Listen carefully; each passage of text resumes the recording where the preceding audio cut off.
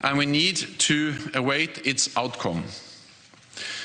But we have no indication that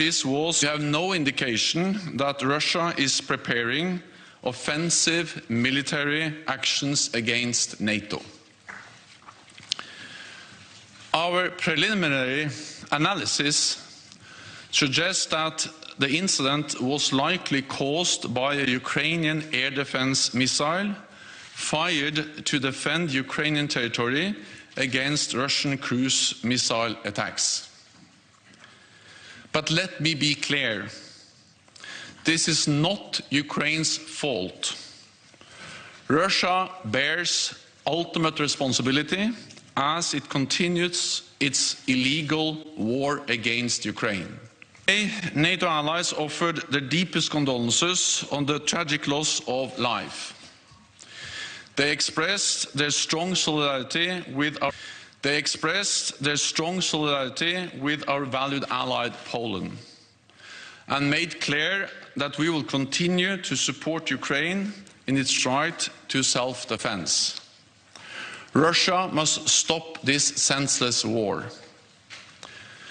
Last night I spoke with the Polish President Andrzej Duda and with US President Joe Biden. We agreed that we need to stay vigilant. We will continue to consult and monitor the situation very closely.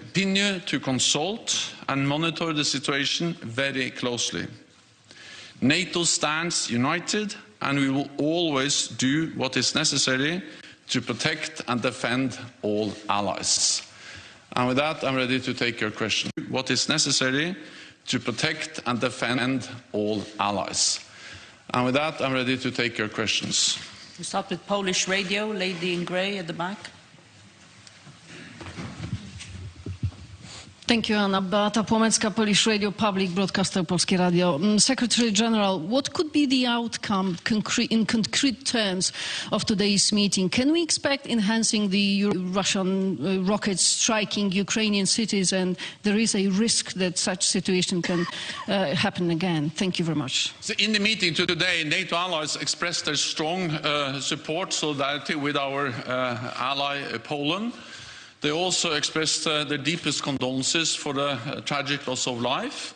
And NATO has significantly increased its presence in the eastern part of the alliance, in particular since the invasion of Ukraine in February, with more troops on land, ground troops, but also with significant, substantial air and naval power. And this has, of course, both increased our air defense capabilities, but also our capabilities to monitor, to have a full picture of what's going on the border between NATO allies like Poland and Ukraine. And we are constantly, we also have made important decisions at our summit in Madrid, to further strengthen our presence in the eastern part of the alliance. BBC. Thank you, Jessica Parker from BBC News. I just wanted to ask, given the incident that happened last night, do you think this was perhaps the most tense moment for NATO in this conflict so far? Thank you. I'm always careful to rank different incidents and situations. It demonstrates that the war in Ukraine, which is President Putin's responsibility, continues to create dangerous situations. This is NATO Secretary General Jens Stoltenberg. He is discussing the incident where missiles exploded in Poland. He has just revealed that an investigation by the Polish government and by NATO has shown that these were Ukrainian missiles that were fired in defense. They were trying to shoot down Russian missiles. They missed the Russian missiles. They landed on Polish territory. They ended up killing Polish citizens. But even the Polish president has acknowledged that this was an accident. accident. Although Jens Stoltenberg, who again is speaking right now, the Secretary General of NATO, has said Ukraine is not to blame here.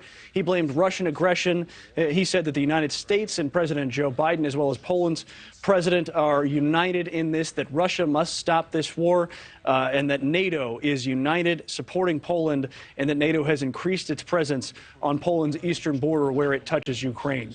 So that is what.